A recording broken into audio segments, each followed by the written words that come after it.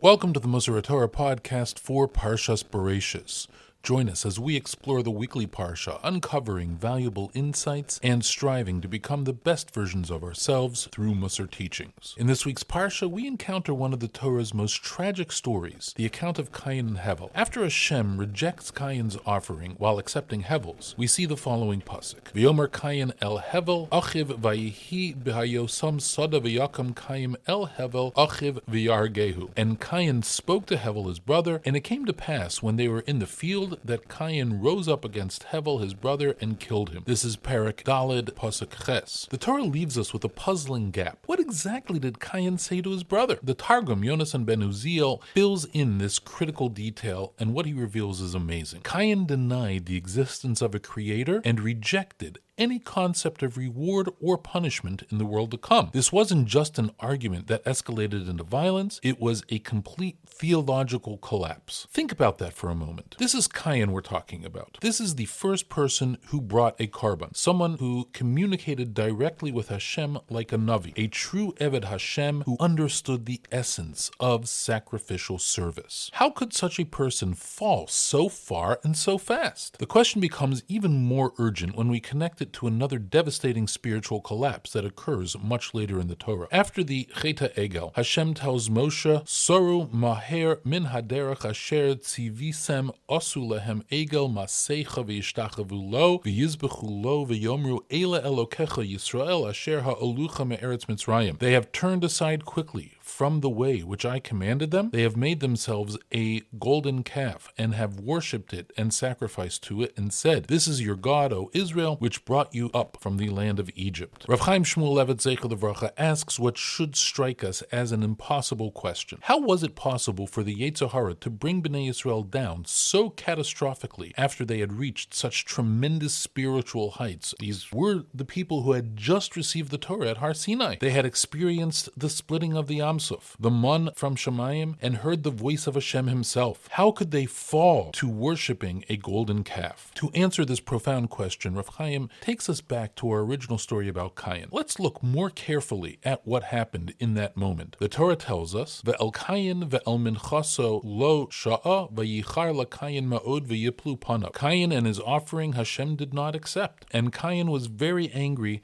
and his countenance fell. Rav Chaim explains that Kayin wasn't just disappointed. He was in a state of profound duress. He was hurt, shocked, and confused. His entire understanding of his relationship with Hashem had been called into question. In that moment of vulnerability, when his world had been shaken to its core, his susceptibility to hearsay was at its absolute strongest. The Yetzer Hara doesn't need a long campaign when it finds someone in this state. It doesn't need to slowly erode their beliefs over time. In one instance, when the defenses are down, when the person is reeling from the shock or pain or confusion, the Yetzer Hara can push them to depths they never imagined possible. And this is exactly what happened with the Cheta Egel. Until that moment, Moshe Rabbeinu was their teacher, their leader, their connection to Hashem. When the Yetzer Hara presented them with the vision of Moshe's death, Bnei Yisrael were suddenly thrown into complete disarray. They were frightened, they were shocked, enveloped in a darkness and utterly confused. The Yetzer Hara didn't need a series of gradual steps to entice them into idolatry. The idea presented itself, and like drowning people grasping at straws, they seized upon it immediately. This wasn't a calculated decision or a slow slide into sin. It was a desperate reaction to spiritual crisis. Here's what makes this teaching both terrifying and essential for us to understand. These spiritual freefalls can happen to anyone, not just to people who are spiritually weak or disconnected, but to people living at the highest levels. Kayin communicated with Hashem directly. Bnei Yisrael had just received the Torah. If it could happen to them, we need to understand how vulnerable we all are during moments of crisis. But, and this is crucial, Rav Chaim doesn't leave us in despair with this insight. He provides us with a powerful strategy for protection. A person needs to be constantly on guard, especially when they feel that they are undergoing a period of spiritual descent. The key is not to lose yourself entirely in the moment. But what does this mean practically? It means that when we find ourselves in crisis, when we experience rejection, disappointment, confusion, confusion, or pain, we need to recognize that we are in this state of heightened vulnerability. In these moments, our usual spiritual defenses may not be operating at full strength. Think about times in your own life when you were going through a difficulty. Maybe it was a professional setback, a relationship challenge, a health crisis, or even just a period of overwhelming stress. Didn't you find it harder to daven with kavana? Weren't you more tempted to skip learning, to cut corners on mitzvos, to engage in behaviors you normally wouldn't consider? The awareness itself becomes our first line of defense. When we know we are vulnerable, we can take protective measures. We can reach out to a friend, a Rav, a mentor. We can be extra careful about our environment and the influences we expose ourselves to. We can double down on our spiritual practices rather than allowing them to slip. Rav Chaim tells us something beautiful and hopeful. If a person takes hold of themselves during these challenging periods, maintaining their self-control and not losing sight of who they truly are, they will succeed in regaining their former spiritual stature. More than that, they may even be uplifted by the trying experience. This is the paradox of spiritual challenge. The very experience that could destroy us can actually elevate us, but only if we maintain our awareness and don't allow ourselves to be swept away in the moment of crisis. Let's look at a practical framework for potentially applying this. When you find yourself in a difficult situation, whether it is a personal crisis, a disappointment, or even just an unusually stressful day, try these steps. First, acknowledge what's happening. Tell yourself, I am going through something hard right now, and that makes me more vulnerable to making poor spiritual choices. Second, don't make major decisions or challenges when you're in this state. Just as we are taught not to daven when we are angry, we shouldn't make significant choices about our spiritual lives when we are in crisis mode. Third, reach out. Don't isolate yourself. The Yetzer Hara loves to work on people when they are alone and vulnerable. Stay connected to your support net. Fourth, maintain your baseline practices even if you can't reach for new heights. Keep davening, keep learning, keep doing mitzvos, even if they feel mechanical or forced. These anchors will help prevent the free fall. Finally, remember this state is temporary. Just as Kayin's moment of crisis passed,